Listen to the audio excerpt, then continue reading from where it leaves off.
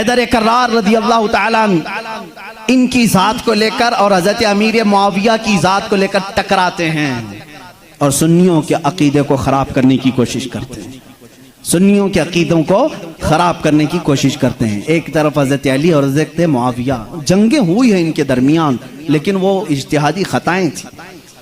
उस वक्त जो हालात थे उसकी वजह से हो गई आपस में, लेकिन दोनों सहाबी रसूल हैं। सुन्नी ये मानता है कि दोनों सहाबी रसूल। हज़रत अमीर मुआविया की शान में भी कहोगे तो ईमान हाथ से जाएगा, क्योंकि उनके लिए भी हदीसें आई हैं। और हज़रत अली करमल्लाहु वजहुल करीम वो तो दामादे रसूल हैं, रसूल करीम सल्लल्लाहु तआला अलैहि वसल्लम के जानिसार सहाबा उस वक्त खड़े हुए हैं जब कोई नहीं था। हज़रत अली रज़ियल्लाहु तआला अन्हु की फजीलत बयान से बाहर है। इनकी शान में एक जुमला भी नहीं कह सकते, उनकी शान में भी जो उनके साथ मामलात हुए। मुझे हैरत होती है, गली नुक्कड़ में घूमने वाला नौजवान व्हाट्सएप में, फेसबुक में मुनाजरे कर रहा है, मुआविया बागी थे, अली हक पर थे। जालिम फैसला वो करेगा जो उन दोनों से बड़ा होगा। बात सही है? हजरत अमीर मुआविया हो, हजरत अली करमल्लाहु वजहुल करीम हो, इन दोनों का अगर फैसला आए तो कौन फैसला करेगा? जो इन दोनों से बड़ा होगा, वो मोहम्मदुर रसूलुल्लाह की जात है, मेरे आका सल्लल्लाहु अलैहि वसल्लम की जात है और अल्लाह रब्बुल इज्जत है। उन दोनों के अगर आपसी कुछ मामला थे भी तो तू कौन सा चूहा है जो उनके बारे में अपनी राय देता है? हाँ, बाज वो हैं खारजी किसे कहते हैं, जो हजरत अली की शान में बकवास करते हैं। ये जालिम यजीदी हैं, आज भी हैं उनकी औलाद में कुछ लोग। औलाद का मतलब उनके जानशीन हैं, उस अलम को उठाए हुए हैं जो यजीद उठाया हुआ था, वो हजरत अली के खिलाफ भौंकते हैं। कुछ हैं जो हजरत अमीर मुआविया की शान में भौंकते हैं, ये शिया हैं, वो खारजी। लेकिन अल्हम्दुलिल्लाह अल्लाह का बड़ा एहसान है, इन दोनों की नापाकियों से हमें बचाकर मौला ने दोनों की मोहब्बत में हमें अता किया। अहले सुन्नत व जमात वो हैं जो मुआविया की शान को भी समझते हैं और हैदर कर्रार की शान को भी समझते हैं। हम इन झगड़ों में क्यों पड़े? क़यामत के दिन हमारी नमाजों के बारे में हमसे पूछा जाएगा, जंगे जमल जंगे सिफ़्फ़ीन के बारे में नहीं पूछा जाएगा। बताओ, कहीं किसी किताब में लिखा गया है क़यामत के दिन अल्लाह तुमसे उठाएगा और पूछेगा अली और मुआविया के दरमियान जंगे जमल क्यों हुई थी, जंगे सिफ़्फ़ीन क्यों हुई थी? तुमसे पूछा जाएगा, मुझसे पूछा जाए, उनका मामला है, अल्लाह उनसे पूछेगा। मियां तू डर, तुझे तेरी नमाज के बारे में पूछा जाएगा, तुझे तेरे अमल के बारे में पूछा जाएगा। अपना सब कुछ भूल करके वो सहाबा के बारे में जुबान दराजी कर रहा है। इसलिए बचो, ये राफिजियों के फैलाए हुए जरासीम से अपने माशरे को बचाओ। नौजवानों को भी मैं तलकीन करता हूं, जब ऐसी बहसें आए तो वहां से उठ जाना, इसलिए कि शैतान तुम्हें गारत करने जा रहा है, तुम्हें बर्बाद करने जा रहा है। ऐसे झूठे और जाली पीर भी आए हैं जो अहले बैत की मोहब्बत का राग अलापते हैं, लेकिन उनके अंदर अली की मोहब्बत उतनी नहीं, बल्कि मुआविया की दुश्मनी कूट कूट के भरी। वो सिर्फ ये चाहते हैं कि हजरत अमीर मुआविया को काफिर साबित कर दें, बागी साबित कर दें। भोले भाले मुसलमानों को यूं बताएं, देखो यजीद उनका बेटा था, हुसैन को कत्ल किया, बेटे ने किया तो क्या हुआ?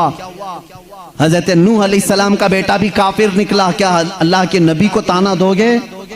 अबू जहल दुश्मन रसूल था, लेकिन बेटे इकरमा सहाबी रसूल थे। बाप की गलती बेटे को नहीं, बेटे की गलती बाप को नहीं दी जाएगी। हजरत अमीर मुआविया उस वक्त इंतकाल कर चुके थे जब करबला के वाक़यात हुए थे, नहीं थे हजरत अमीर मुआविया रज़ियल्लाहु ताला। तो इन बहसों में ना पड़ो। मुसलमानों से मुझे बड़ी हैरत होती है, जिनको हलाल और हराम अभी नहीं मालूम, जिनको नमाज में कितने फर्ज है वो नहीं मालूम, अरे वजू के तरीके नहीं मालूम, गुस्ल का तरीका नहीं मालूम, तयम्मुम का मसला पूछ लो तो आंखें ऊपर चली जाएं। ये मसाइल जो बेसिक हैं ये नहीं जानते। मुआविया की शान में बकवास, अली की शान में बकवास, और जंगे जमल क्यों हुई थी, जंगे सिफ़्फ़ीन क्यों हुई थी, ये बहस छेड़ के बैठे। आज इन तमाम बहसों से अपने आप को दूर कर लो। कुछ लोग वो हैं जो अभी सैयदना अबू बकर सिद्दीक और सैयदा फातिमा ज़हरा के दरमियान जो मामलात हुए उसको लेकर के पड़े हुए हैं। यहाँ पर भी मैं यही कहूँगा, ऐ सुन्नी मुसलमानों, इन इख्तिलाफी बहसों से अपने आप को दूर कर लो। सैयदना अबू बकर सिद्दीक, ये मसला मैं अब छेड़ूंगा नहीं अपने इस मजमे में। हज़रत फातिमा ज़हरा रज़ियल्लाहु ताला अन्हा के दरमियान क्या हुआ था, क्यों शक में डालते हो 1400 साल बाद आने वालों। हज़रत फातिमा रसूल करीम सल्लल्लाहु अलैहि वसल्लम का बगीचा लेने गई थी जब हज़रत अबू बकर खलीफा थे, जो बाग़े फदक था। हज़रत अबू बकर सिद्दीक ने यह कहा, मैंने हुजूर से ये हदीस सुनी है कि नबी की विरासत नहीं बढ़ती, किसी भी नबी की विरासत नहीं बढ़ती, जो नबी छोड़ जाते हैं वो पूरी उम्मत के लिए सदका है। उन्होंने जो हदीस सुनी वो बयान कर दी। हज़रत फातिमा रज़ियल्लाहु ताला अन्हा वापस आ गई, एक बागीचे को लेकर के दोनों के दरमियान बात हुई। शिया आप जब बयान करते हैं सुनना मत, मैं इजाजत नहीं दूंगा उनकी तकारीर सुनने की, क्योंकि भोले मुसलमान कभी भी बहक जाते, लेकिन जो मैं सुनाऊं रो रो करके बयान करते हैं लोगों के दरमियान। फातिमा ज़हरा सिद्दीक़ अकबर के पास गई, उनके चेहरे पर तमाचे मारे, उनकी चादर खींच ली, सारे कुरैश की औरतों ने उन्हें पत्थर मारे, वो रोती हुई घर में आई और इसी गम में इंतकाल कर गई। उनको शहीदा कहते हैं कि उनको कत्ल किया गया। ये झूठे किस्से गढ़ करके मुसलमानों को तबाह करना चाहते हैं। ए नादानो, तुम्हें क्या मालूम सिद्दीक़ अकबर रसूल करीम सल्लल्लाहु अलैहि वसल्लम के घर वालों से कितनी मोहब्बत करते थे, कितना अदब करते थे। जिंदगी भर अपनी खिलाफत पे जब तक थे, वो बाग की जो भी इनकम होती थी वो सब अहले बैत पे खर्चा करते थे, अहले बैत पे खर्चा करते थे। लेकिन जो उसूल था रसूल करीम की हदीस का वो उन्होंने सुनाया। अब यहाँ एक अकीदा भी सुना दूं मैं आपको, अकीदा भी। सिद्दीक़ अकबर हुजूर सल्लल्लाहु अलैहि वसल्लम का वो बगीचा दे देते हैं। हुजूर की वफात के बाद हुजूर के बेटे बेटियों में वारिसों में कौन था? सिर्फ हजरत फातिमा थी। तो उन्होंने आयत कुरान की पढ़ी कि बाप की विरासत बेटी को मिलती है, तो वो पूछने के लिए गई थी। लेकिन जब हजरत अबू बकर ने बता दिया नबी की विरासत नहीं बढ़ती, आम लोगों की विरासत बढ़ती, नबी की विरासत नहीं बढ़ती, हजरत फातिमा वापस आ गई। मामला इतना ही है, हम सुन्नी इतना ही कहते हैं, ये भोंकते हैं। सिद्दीक़ अकबर की शान में गलीज़ अल्फाज कहते हैं। मैं तुम्हें बताऊं, हजरत अबू बकर ने एक इसके साथ अकीदा भी दिया, मैं मर जाऊं, मैं अगर मर जाऊं, अगर 1000 रुपए छोड़ा हूं, मेरे बच्चे हैं तो उसमें डिवाइड हो जाए, बेटे को इतना बेटियों को इतना। आप में से कोई फौत हो जाए, आपकी औलाद को बांटा जाएगा कि नहीं बांटा?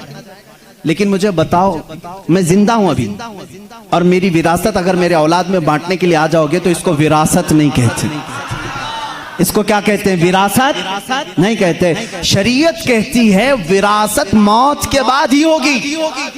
शरीयत क्या कहती है? विरासत वफात के बाद ही होगी। सिद्दीक़ अकबर ने यह हमें अकीदा दिया है, विरासत उसकी बटे जो फौत हो चुका। हम तो रसूलुल्लाह को कब्र में जिंदा तस्लीम करते हैं, वो बाहयात हैं, अपनी बरज़खी जिंदगी में उनकी विरासत नहीं बांटी जाएगी।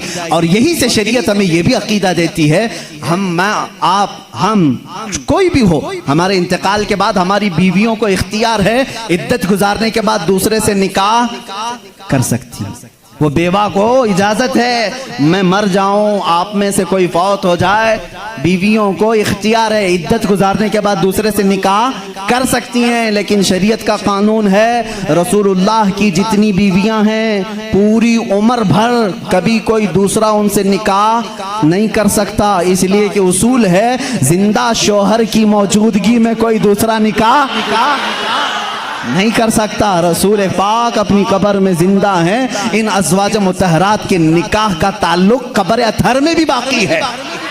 इसीलिए तो हज़रत सिद्दीक़ा आयशा फरमाती हैं, जब रसूल करीम सल्लल्लाहु अलैहि वसल्लम दफन हुए हुजरे में, वो जाती थी हुजरे की सफाई करती थी। हज़रत अबू बकर का इंतकाल हुआ, उसी हुजरे में दफन हुए, वो जाती थी हुजरे की सफाई करती थी। कौन? हज़रत आयशा। और एक अकीदा मैं देता हूँ, हज़रत आयशा का हुजरा था, कमरे की चाबी उनके पास थी। हुजूर उनके क्या थे? सबको मालूम है ना, हजरत आयशा के क्या थे? शौहर थे। और हजरत अबू बकर हजरत आयशा के क्या थे? बाप थे। अब तीसरे नंबर पर हजरत उमर आए, कब्र में दफन किए। उसके बाद हजरत आयशा ने वो चाबी दूसरों के हवाले कर दी, फिर अंदर हुजरे में नहीं जाती थी, खुद नहीं जाती थी कचरा झाड़ना सफाई करने के लिए। पूछा गया क्यों नहीं जाती आप? इतने सालों तक जाती थी। कहती हैं मेरे शौहर रसूल करीम सल्लल्लाहु अलैहि वसल्लम थे, मेरे बाप अबू बकर सिद्दीक थे, दोनों मेरे लिए महरम थे, मैं उनके सामने जा सकती थी। जब से हजरत उमर दफन है, एक गैर महरम के सामने जाना हमारे लिए इजाजत नहीं। कोई उनसे पूछे उमर तो कब्र में है, आयशा जवाब देंगी कब्र में हुआ तो क्या हुआ, उनकी जिंदगी भी जिंदों की तरह है। उन्होंने यह अकीदा दिया है। आयशा सिद्दीका उमर को जब जिंदा समझ करके हुजरे में नहीं जाती है तो रसूलुल्लाह की जिंदगी का हाल क्या होगा। तो जिंदा है वल्लाह, तो जिंदा है वल्लाह, मेरी चश्मे आलम से छुप जाने वाले